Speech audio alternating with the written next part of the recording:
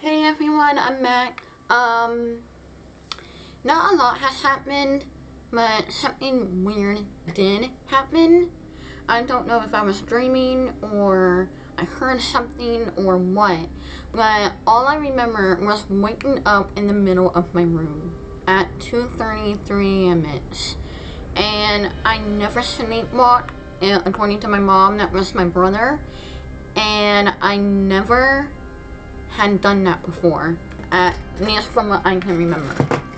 So I don't know what that was, but it creeped me out. Like all I remember was going back to bed. Like, okay, that happened. So, I mean, other than that, I played my Pokemon game for a little while, and then I went back to bed. But I'm like, how do I explain this to somebody? So again, I don't know if I was dreaming or sleep paralysis, you can't move at all, so it's not that. I just don't know. I mean, the only other thing I can do is probably look it up, but it would say sleepwalking most likely, but again, I don't do that, according to my mom. So with that being said, let's continue our Florida tour before I go on a ranting. The city of Tampa, Florida, crossed with ghosts from the spirits of the drunken cabin man rumored to haunt the Florida Brewery Company, to the apparition of a ghostly Greyhound bus above the Sunshine Skyway Bridge. The Tampa Harbor ghosts in mundane, unexpected places such as the multiple parking garage of Fort Brooks, as well as the obvious places like the Tampa Theater, North Franklin Street. They say every theater has its ghosts, and the Tampa Bay Theater is no exception. The theater is rumored to be haunted by a whole host of ghosts from the other side, including a chain-smoking projectionist, a 107-year-old organist, and a dapper, mysterious ghosts known as Forda Man. And if you think you're brave enough to stay in the night at the Tampa Theater, what are you? The year is 1926. They're standing outside the newly minted Tampa Theater, a fabulous towery movie place, literally with lights and crowded with important people, and just for 25 cents a night, a lot of other people can be one of them. The interior of the theater is just as stunning as the exterior, decorated with extravagant art decor light fixtures, and red velvet seats, and ornamentally carved replicas of raisin, but I can never say that word. Keep being watched through everyone. I am stoned.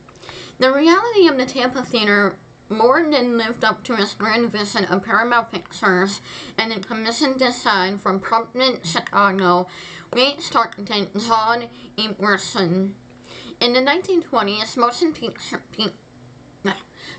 motion pictures were fast becoming the most popular, accessible form of entertainment for Americans, and millions of men, women, and children flocked to the magnet pool of the silver screen after a week.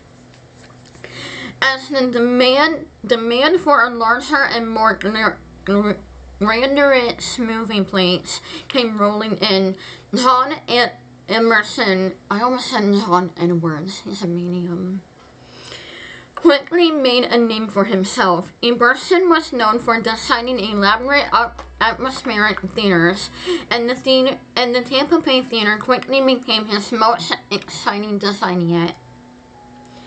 When completed, the single stage of the Tampa Theater mimicked the experience of sitting in a courtyard beneath the twinkling stars, complete with play rooftops. Great gargoyles and tangled vines against the glowing blue backdrop, a person's design teleported audience members to another time and place, truly magnifying the espasm of movie going in the 20th century. Y'all see this orb, right? Y'all saw that? It was from here all the way down to the side of my chair. What the hell? And it wasn't a bug because I didn't hear anything. I mean, it could have been dust.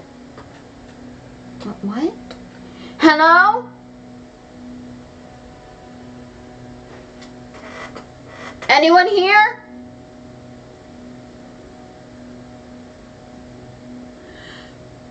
Okay. If you guys see anything or hear anything in the background while I'm doing my video, please let me know and I'll go back and look at it. That happened, and that hasn't happened in a few days. So, that's weird. Audience paid for experience, and the experience they would get. For decades, the Tampa Theater ranked in low. In the 1930s, saw an unprecedented boom in ticket sales, as Americans struggling to stay afloat during the Great Depression, succumbing to an increasingly greater need for escapism. The 40s saw a similar need for escape during the war. But by the 1950s, movie mania had begun to cool. In the wake of World War II, American families began migrating to some suburban droves, devastating the many downtown businesses that had become dependent on their financial support. Along with this shift, the advent and popularization of television provided stiff competition for the already stalling film industries.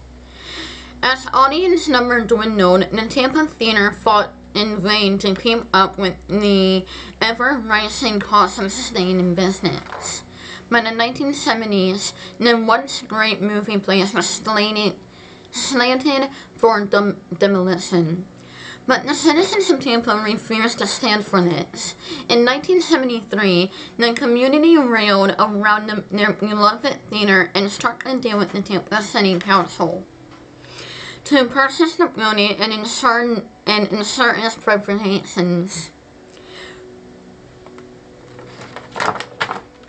I really hope that was my dog making that noise.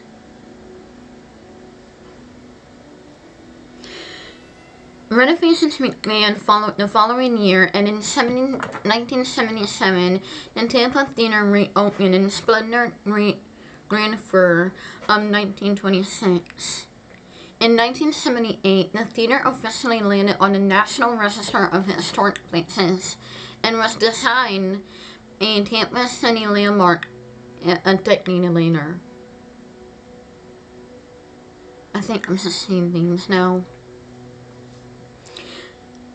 Today, the story of Tampa saved this theater and became a celebrated success story and kind of a model for saving preservation historic places. The theater is currently managed by the non-profit organization the Tampa Theater Foundation and hosts over 600 events a year in its single auditorium. These events fall under the wide range of categories, including new releases, classic films, live performances, tours, and educational seminars. Where it once struggled to stay in business, the theater has now welcomed over 5 million guests inside the ordinarily carved doors and remain testament to a remarkable spirit of the citizens of Tampa. According to Lesson, many of these citizens enjoy the night movies so much that they've decided to never leave. Under the Fox night sky of the Tampa Theater, a whole cast list of the undead characters potentially awaits the inevitable dimming of lights, signaling their cue to come out and play among the living. First up on the list of the Tampa Theater poltergeist is Pixie Chain Smoking Spirit of Foster Finley. That's a name. Fink worked as a projectionist in the theater until he died of a heart attack in 1965 and signed the very booth where he worked. But many guests and employees believe Fink never left. According to the commentaries, Fink only took the job to watch free movies and continued this hobby well into the afterlife. Over the years, persons seated in the back row and projection room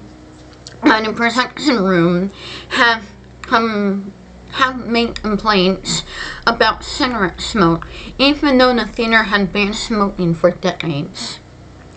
Other visitors have reported hearing loud, rich laughter followed by a heavy smoker cough coming from the projection room. One employee recounts another strange tale involving the late Finley. He claims he was cleaning the theater late one night after a midnight showing when something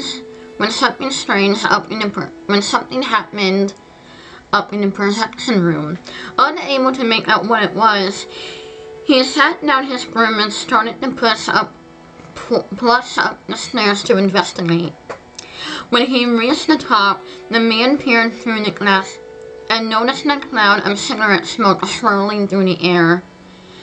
"Hey, who's in there?" he shouted, assuming the culprit must have been a group of teenagers sneaking into the back to smoke cigarettes.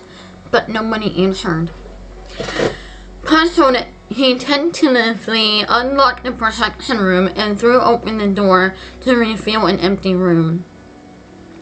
As the thick cloud smoke escapes into the theater, the employee swears he saw a form into the shape of an old man, with a cigarette hanging from his mouth. As the tip of the ghostly cigarette glowed red, the apparition winked, then vanished. The theater considered the wink as a positive review as any. Joining Finley at the theater was the ghost of organist Rosa Rio. When the theater opened in 1926, films were a silent affair. Even entered the mighty whistler as massive 1,400 pipe organ, whose powerful sound more than matched the excitement of the screen. The mighty whistler employed its fair share of performances. By the 1930s, the addition of sound had forced into retirement.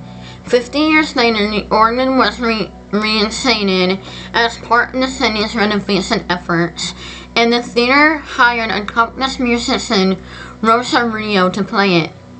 For decades, Rosa played the organ with pride, filling the massive audience with haunting melodies night after night. She was so passionate about the instrument that not even death could keep them apart. In 2010, Rosa passed away at the ripe old age of 2007. Many apparitions and employees in the theater believe she never stopped coming to work. One patron recalls an especially hair-raising tale involving a late night organ player. After capturing a late night movie with her boyfriend, the woman left the theater and realized she'd forgotten her purse inside. Swearing the woman ducked back into retrieve it. As soon as she entered, the chilling tones of an organ began playing stopped her in her tracks. The haunting, ominous notes reverberated thought the whole room, sending chills up the woman's spine. Even more spine-tingling, there was an apparition appeared to me on playing it.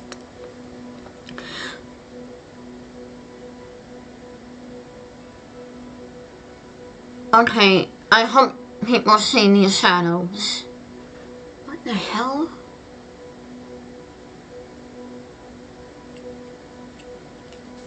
Ignore it.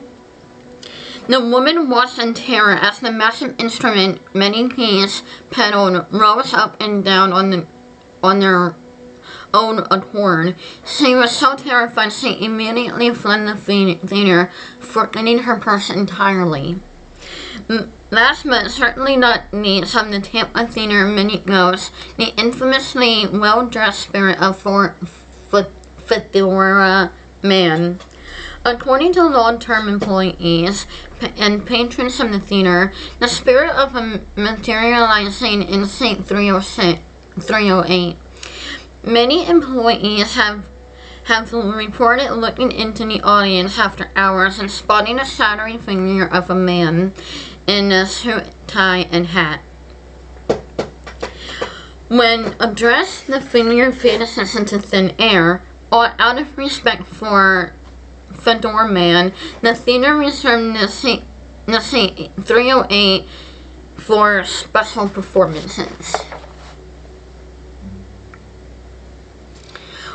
Wherever you're in the mood for a classic film or a summer blockbuster, the Tampa Theater has it all. The theater is also hosts haunted happenings from top to bottom, from a smoky apparition of Finley named Projection Room to the organ-playing spirit of Rosa in the orchestra pit, deciding the Tampa Theater and as certified favorite among high piles of paranormal enthusiasts alike. The Tampa Theater, I would definitely know.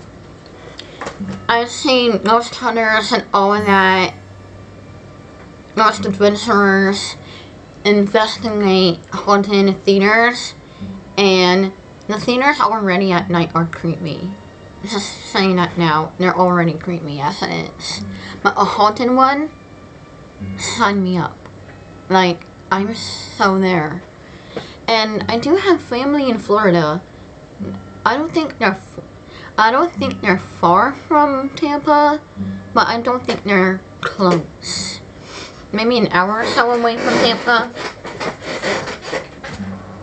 So, anyway, with that being said, thank you for watching my channel and videos. Please remember to like, comment, and subscribe. And as always, I am Haunted Girl, and I'll speak to you later. The paranormal is my playground. Until next time, pleasant dreams.